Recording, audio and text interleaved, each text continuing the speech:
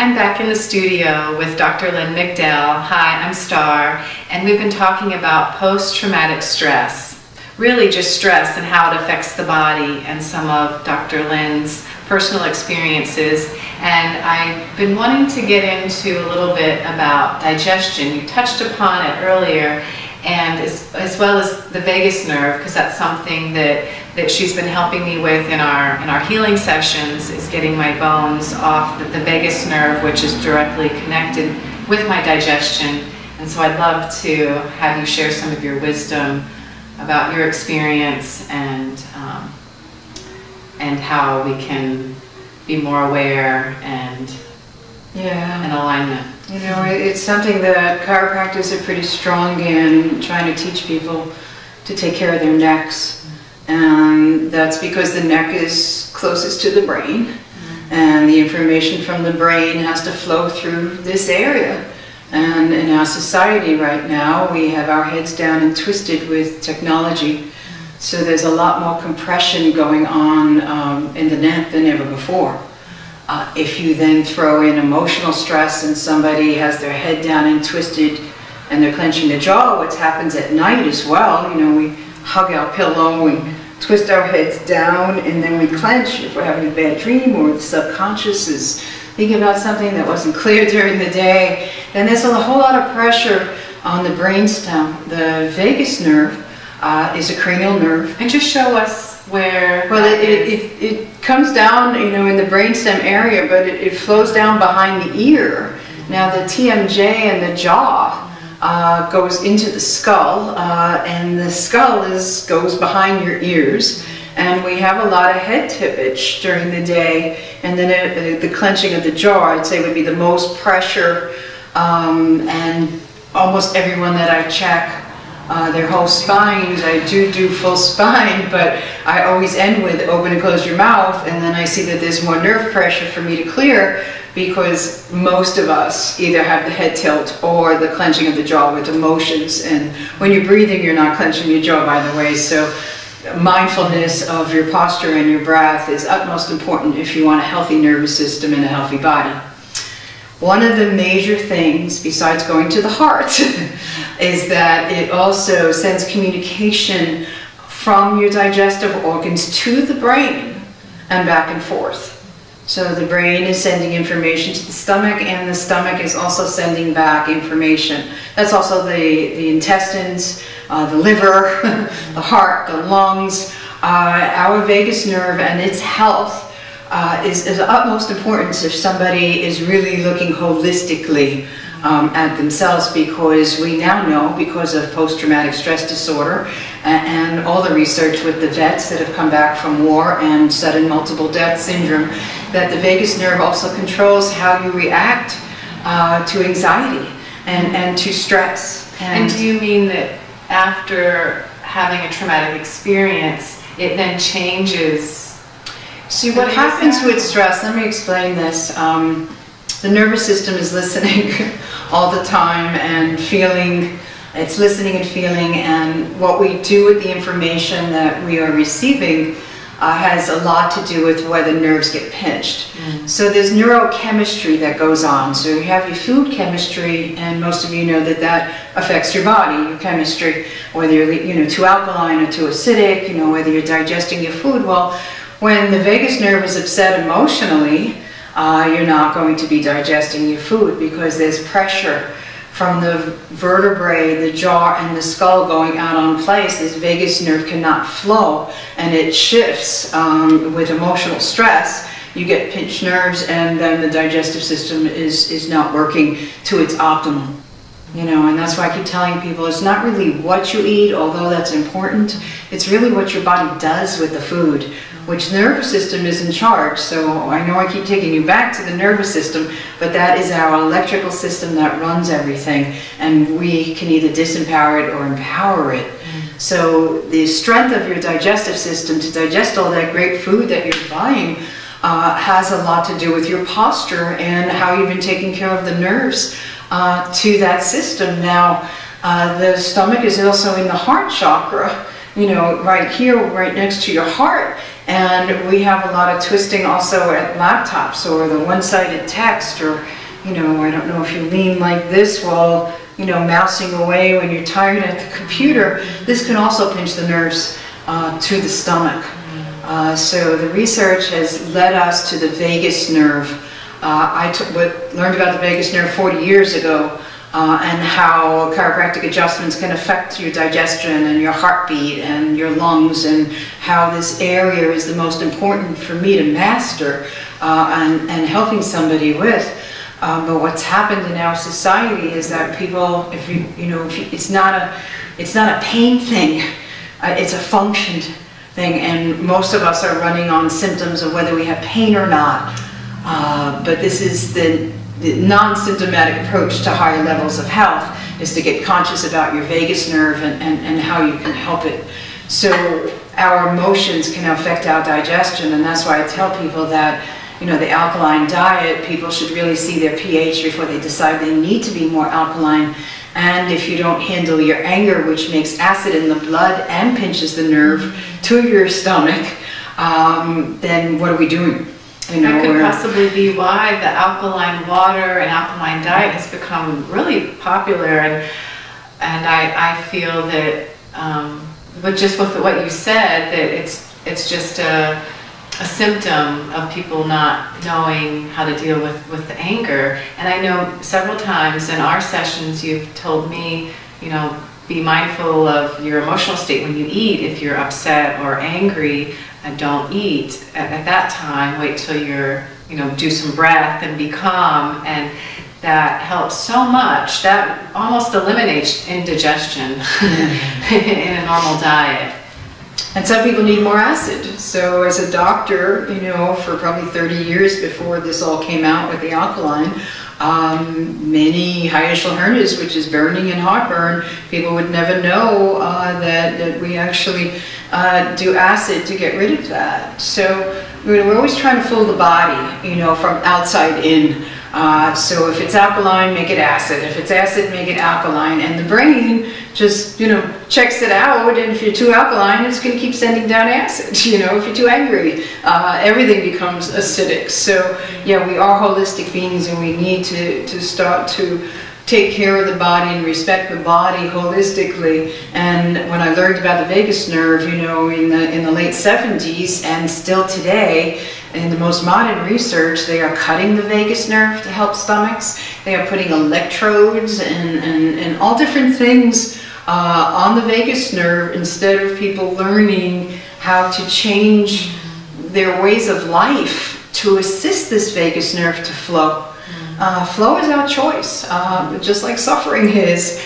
But, we were talking a little bit about food, and eating disorders is something that's how I survived. My survival for post-traumatic stress in my house. I would eat potato chips so that I wouldn't hear the screaming going on, because when you crunch, you don't hear anything else. And my parents really screamed all the time, and instead of me breathing in positive postures, I would just overeat.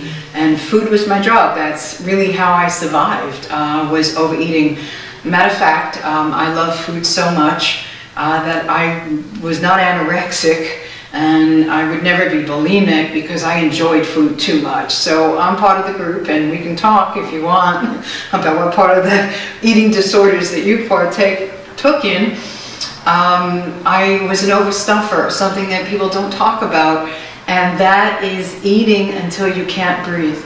It's funny that I'm a breath worker and breath coach now, but the nirvana of eating till you can't breathe was an ecstasy point of numbness. So, and I learned this as a child, that I could not feel what was going on, and shoving everything with food to the point of not breathing. And that's another disorder that people don't talk about. Now in my adult life, I still have to watch it, and a good trick for people that might be out there doing this is that after each bite now, I'm more conscious of whether my diaphragm has room to drop. And by the way, the vagus nerve, besides coming down through the ear, then goes to the diaphragm, and that's why breath work now is like number one in research for post-traumatic stress disorder. It's coming up really fast, dancing breath work to activate the diaphragm and the vagus nerve inside. But when you take a full breath, if you have a big fat belly, you're stopping yourself from breathing. Now, when you start to overstuff and there's no room in there, you start to shallow breathe. That's how you know that you're full, because when you have an eating disorder, the brain is not communicating. Your vagus nerve and your brain are not saying, whoa, too much food, stop. And even if it is, you're not listening, because you need this drug of food. Food that is your friend, food that nurtures you, food that gives you love.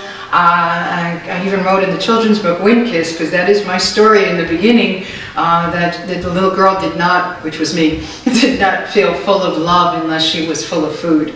So overstuffing can be stopped if you monitor your breath, because you'll realize that you're getting full. Yeah, Star, I was always heavy, and I remember being taken to Weight Watchers around 4 to 6 years old. My mother was always 80 pounds overweight. Her mother was at least 80 pounds overweight. And there was 3 generations of sexual abuse. And in my adult life, very recently, I figured out that, that there was this relationship between food and pleasure, and then the fear of having pleasure in the body. So being thinner and eating healthier would make me feel good, or exercising would make me feel good, but then I would sprain an ankle or hurt my knee. And my mother was the same way. So was my grandmother. We would go on diet exercise, calories versus burn up, and we would gain weight sometimes, or we would injure ourselves. So there was this whole fear. I know it sounds silly, but I also know that there's millions of people out there, that I'm not alone with this story. That diet and exercise doesn't work. And even I saw my daughter Diana go through the same thing. I hired a trainer, 2 doctors. They ran her up and down the beach. She hardly ate anything. She gained 60 pounds when she was visiting Florida. And I had to take a close look at it once it was the 4th generation. And I knew that my grandmother and my mother and myself had experienced pedophilia and rape, but my daughter also was pedophiled by a babysitter's husband, and she started gaining weight, as soon as she started in her menstrual years. So I realized that it wasn't about calories and exercise, and a lot of people, go up and down, they lose the weight, they gain the weight, they go exercise, they're doing all kinds of things they hate in the gym, so they're not happy. Where when I went back to dance, which was actually a couple months before the mudslide, I lost 20 pounds just from dancing 2-3 times a week. And that was becoming safe with feeling pleasure in my body, which I didn't have as a child. And I was millions of different diets, and even diet pills at 16. I was on almost speed from a doctor's prescription, and I would tell him I'm still overeating, and I'm eating, I'm not changing, and he said, no matter, the weight's coming off. So the underlying cause has to be removed of why we're eating, and the fear of pleasure is really what I've come up with those who've been sexually abused, and probably other people as well. But I can just own, unfortunately, my story of how I have healed this with weight loss and maintaining a weight loss now. I believe it's 5 years. It's at least 4.5 years. It was at least 6 months before the mudslide that this whole thing happened with me. So I was strengthened before, being in my body, being happy sexually in my body, because ballroom dance had taken me into pleasure, innocent sexual pleasure, holistic healing of the sexual body inside me, where I was no longer scared to feel good, and I held it for 57 years.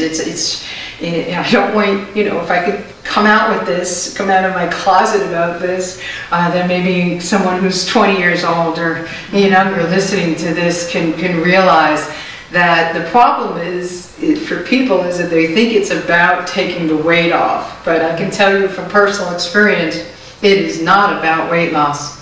It is about feeling good inside your body, being happy with pleasure and feeling good, and then you want to maintain that feeling. So if I start to gain some weight, my diaphragm is not happy because it can't drop when I want to breathe. I don't feel good. Or all of a sudden bending down and feeling even just 5 pounds heavier than I am now, I'm like, oh, gotta change something because I don't feel good anymore. And feeling good and feeling pleasure inside and feeling love inside became very, very important. So important that even after the mudslide, I would have pig out times, and binge times, because I'm used to using food as my drug, and how can I soothe myself from this great loss? Well, let's overeat. But one of the gifts of the mudslide is that food no longer took away this. It was massive enough to come beyond this urge to satisfy oneself with food. But I think that if people start to get the pleasure of music and dance and breath connection, that they will start to own inside themselves that it's safe to feel good. Children that have been pedophiled are ashamed of pleasure, so pleasure was attached to pain. And a lot of us have that. We don't, we have like this certain meter, we have enough joy and pleasure, and then boom, something bad happens, we don't go into higher and higher levels of experiencing pleasure and joy in the body. And this is what dance and breath play, has taken me to, because the food just wasn't working anymore after the mudslide. Before earlier, and I'd like to finish with this as well, we talked about people grieve differently, people deal with different situations. And when I went to British Columbia, Canada, they did have a celebration of life. It was not a funeral for my family. And anyone that I met in British Columbia, when they would see me, no one came over to me with a sad face.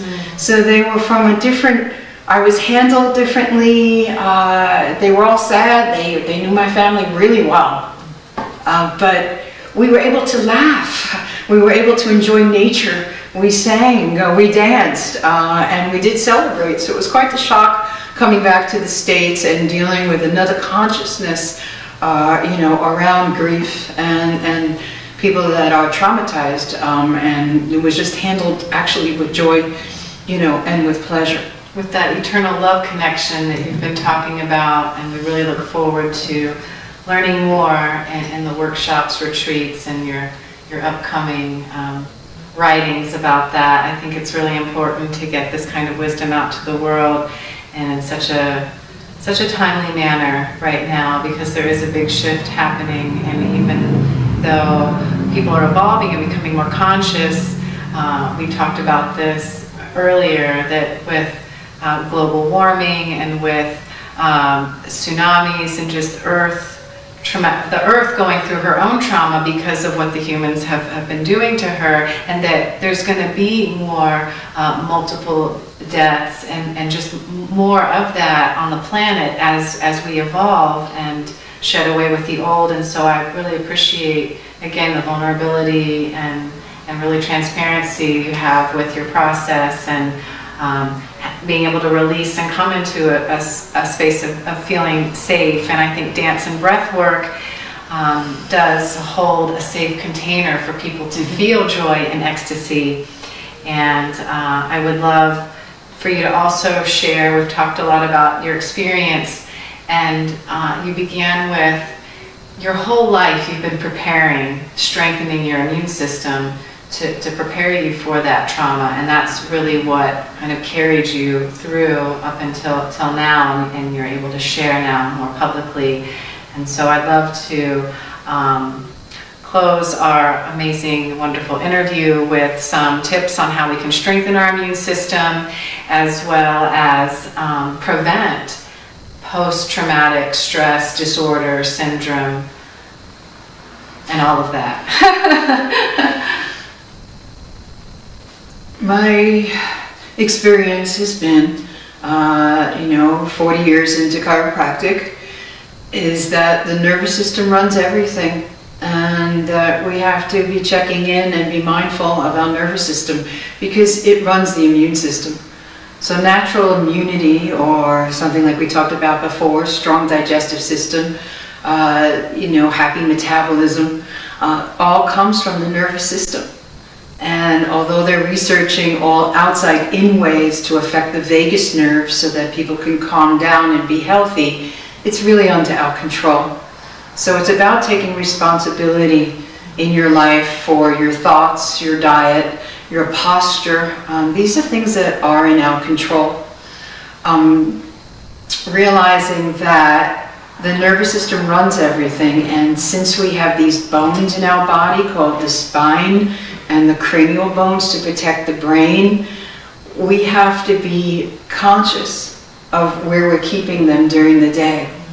And to check in with our breath, because as soon as we remember to breathe, like she just grew 3-4 inches in the spine, is that we are making more room.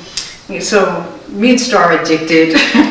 We really are addicted to this dancing internal breath and going back to a posture which enables you to breathe, because breath is oxygen. Everything that medicine is doing to the vagus nerve, the more I read, is trying to make people's oxygen levels better, because oxygen heals the body. Well, We get that free. it's free. You never leave home without it. You can always use it. It's not like your aromatherapy that maybe you forgot to pack the bag. You have you. And there are miracles waiting for all of us to happen inside our body and inside our life. One of my best friends from British Columbia, I said they're very positive. On my way driving in to the mudslide on the very first day, she said, "Lynn, look for the gifts of the mudslide." At first I got angry. I was like, God, she's always so happy. Why is she always coming up with all this positive stuff now? I was in shock. But there have been a lot of gifts of the mudslide. So I'm very, grateful to be able to grow into more and more blessings of the mudslide. And for me, it's a deeper experience that love never dies. The body might leave, but they're still around and they're here to help us. We just need to be open to the love, and that it's safe to have love inside of me. And that's been the journey for me, that I feel the mudslide just gave me a big kick and said, "Okay, Dr. Lynn, you haven't been in there. We're going to put you in your body." And if that's where I find my children, that's been the journey within for me. And that has kept me being safe, to have pleasure and love inside me. Thank you so much, Dr. Lynn, for sharing about maternal love connections and post-traumatic stress disorders. And thank you, everyone, for tuning in. Many blessings. Namaste. Namaste.